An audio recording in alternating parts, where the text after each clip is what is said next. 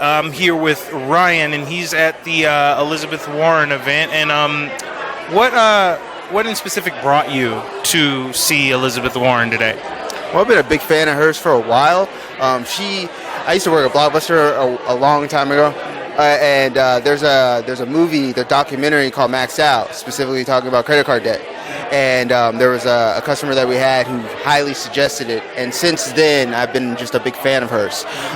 The way she talks about consumer debt and just the way that we can fall into the system on a specific level that can get us stuck if the proper regulations are put in place and monitored the right way, can put anybody in a trap, basically. And I like that she's always been the first person to identify that, and you can see in that documentary, and then you can still see her today and then follow her progress from that point to this point, that she's always had the same views. She got to where she got to without being corrupted by any foreign money or by any domestic money to make her buy her vote, you know what I mean, in a specific way.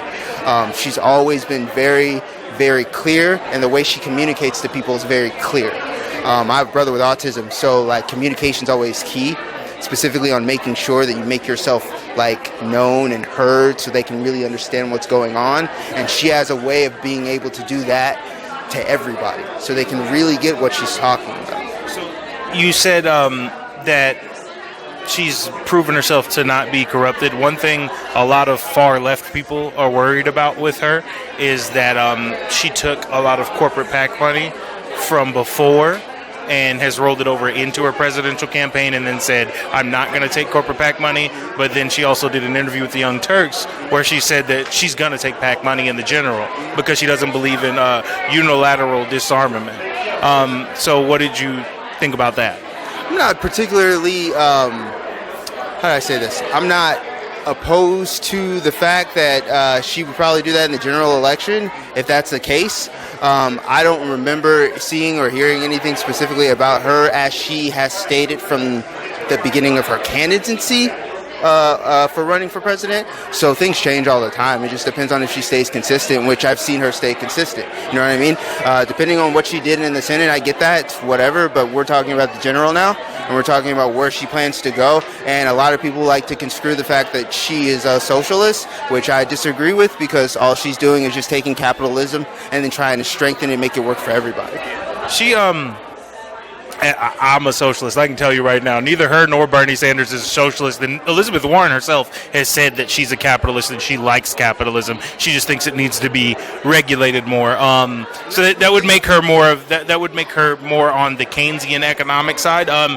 Bernie Sanders, you could argue, or not could argue, Bernie Sanders is a social democrat. He calls himself a democratic socialist, but he's actually more of a social democrat. In a way, and I mean, if you think about it, just everything is not really as it seems in one specific form. Everything's a little bit of everything else. So, I mean, if we're really going to be talking about black and white, then we really need to be talking about things in a black and white way, but we're not. So if we're not, then let's not get so caught up on specifics. And let's get caught specifics in the sense of the fact that we don't need to worry about if Bernie really is a socialist. You know what I mean? Because he's not. There's certain things that he likes that conservatives like and that people in the middle like. You know what I mean? Specifically, he's an independent. He always has been. He technically still is. He just has specific policies that are more from the socialistic spectrum. It's all a spectrum. How far to the right or left are you going to go? But you can still find compromise once you get those pieces. It's not like it's all ends all be all just because you like Social Security. Social Security is a socialist program. However, if you do it the right way, it can benefit everybody. So it's all about how you implement what you're doing. That's really what it is. Something seems easy on paper, but it's how are you going to implement it? And that's always key. That exactly what you're saying is a huge critique a lot of folks have of Warren versus Sanders is that sure there's a lot of overlap in their policy proposals. There's a lot of separation in some issues too, but the issue is that a lot of these ideas by the mainstream are seen as pie in the sky, whereas Warren, her idea is to play the political game to get that, and Bernie Sanders' idea is the political revolution. We see he got 1 million volunteers on the first day. necessarily think that. Like, look, I was a big Bernie fan in 2016 because that was cause for that, and a revolution is needed, and a revolution will happen. But just because you can still play by the rules, but not compromise your principles. You know what I mean? And that's black and brown people had to do that for years, having to play by the rules, what's set for them, and then having to step up and be better than the next. That's always been a thing. So just because Elizabeth Warren is going in a not too far left, but not too far centrist Democrat lane, but she's still staying within structures, doesn't mean that she's not going to be for the people. That doesn't mean just because her policies won't be as broad as Bernie's doesn't mean that she's not going to be able to still do everything that Bernie wants to do for everyone else. You know what I mean? But in a just different way. It's all about how you get there. It doesn't matter as long as we're getting there, you know what I mean? And we're all getting there for everyone. And that's the key. I'm a huge Bernie fan. I wish him the best. But specifically, we need to talk about things that are going to pull us into the 21st century now so we can start focusing on the things for the future. Because right now, we're still talking about the past to get to the present and then keep everything status quo-y. We need to be able to think about what the 21st century is and how it's going to actually be competitive.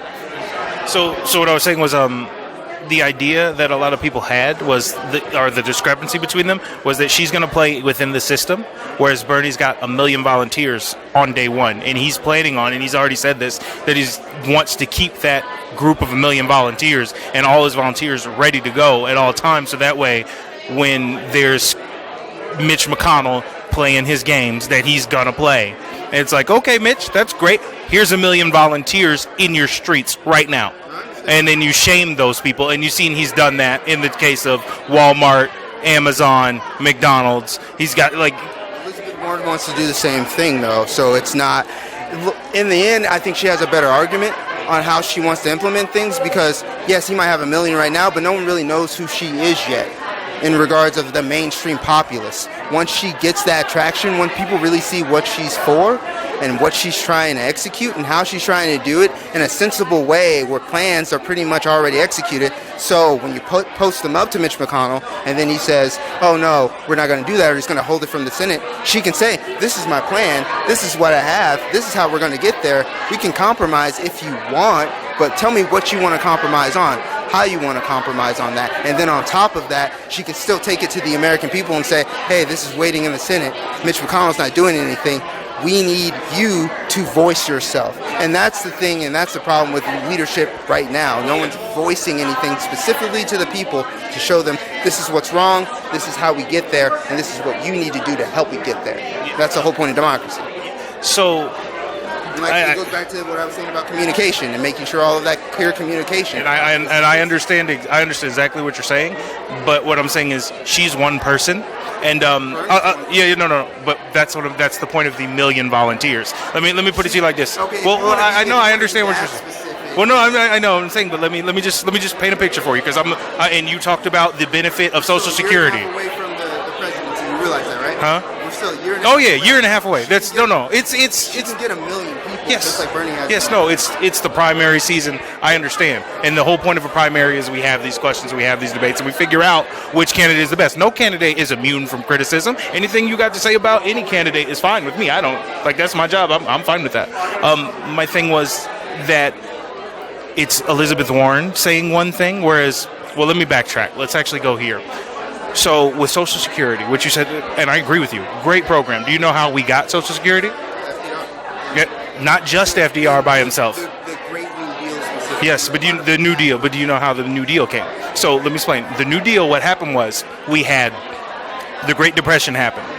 And when the Great Depression happened, the left wasn't shunned like it is now because what happened was in the Red Scare, they got rid of all the socialists, all of the communists. They got rid of all of them because they were like, you're a Russian, goodbye. But what happened was, and how we got the New Deal was, there were 2 communist parties and 1 socialist party in the streets daily. And they were in FDR's behind. And they basically went up to him and said, and told the rich class through him that you can either give us half or you can have nothing because we will burn it all down. That's how they got Social Security. That's how they got the people to take care of themselves. And that's what Bernie's idea of a political revolution comes from, is from that. So I'm saying, like, Warren playing the game is, and some could make the same argument about Obama, is he tried to play the game within the system. Martin Luther King played the game. Malcolm X played the game once he saw the eyes of everyone after he came to the conclusion that, oh wait, Muslims come in every single color. It's not the white devil. It's everyone. It's people. It's human beings. Martin Luther King played through the system, but he also pushed, and he was also very vocal about what he needed. And technically, that's exactly my point. That's exactly my point. Every president, socialistic views as well. Oh yeah, MLK was a socialist. Martin, but still socialist in the sense of the fact of what people call Elizabeth Warren, who is again not a socialist. Yes, she's for capitalism, but she has all of these factors and all of these things that are going to make it easier for everyone. Wait, hold on, no. Martin Luther King was like socialist. He said he was more socialist than capitalist, and then Malcolm X said socialism or capitalism is inherently racist. You can't separate it from that. You're letting folks in? No, they don't want to. Facts. But I'm just saying in the sense of what we're putting today. Do you get what I'm saying? Mm-hmm. To equate the two. And with MLK specifically, it was still playing within the system, like I was saying. It's still playing within in the system and what he had to do, and he still pushed. And he still pushed. And that's exactly what she's doing. Yeah, that's exactly it. I think that regardless of who's president, it's the people that push them to make them do things. Exactly. You know what I mean? We had the slavery get revoked because Lincoln didn't just do that by himself. He had Frederick Douglass and a host of others pushing him. We had FDR do the New Deal because he had all these socialists and communists pushing him. We had but not even. Well, no, I'm just. Well, no. Yeah. Yeah, that's because America in the 30s, like, yeah.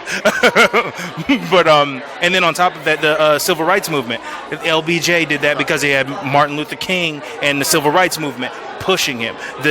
On top of that, with the women's suffrage movement, you had the suffragettes, you had Alice Walker, all of them pushing. You know what I mean? Pushing him. Well, oh my God, no, yeah. No, I'm with you. They left behind, but my point was that nothing's been done without people pushing the president. That's my point, is that the people push the system, and that's how our democracy works. So because of that, I think that, or not just I think that, a lot of people think that, and myself included, that Bernie Sanders has the best chance to get those policies done because he has a literal army of progressives ready for revolution. In political revolution, peaceful revolution, of course. And that's the debate between those two.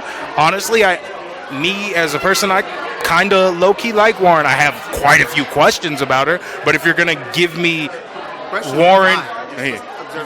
Yeah, exactly. I have quite a few questions. But there are a lot of... I'll take her over any one of those centrists any day. Regardless, at the end of the day, it's about voting someone who is going to get Donald Trump out of office. That's it, bro. Hands on that, sir. We disagreed and we agreed on a bunch of stuff in this whole thing, for sure. But definitely, that's the main goal. Regardless. If she can take him down, Bernie can take him down, Harris can take him down, like, whatever. I want to get to a position where we can start talking about real things and not fake things. Yeah, it's just I'm with taking down Trump, but like Nina Turner says, any old blue won't do. Oh no, hey, any old one. All right, man, have a good one. Thank you. Pleasure, bro. Hope you enjoyed that last video. Hop on over to statuscoup.com where you can sign up for our email list and become a member for as low as $5 to $10 a month. Membership is how we grow. That's statuscoup.com/join. And remember, join our email list so we can grow the revolution with you.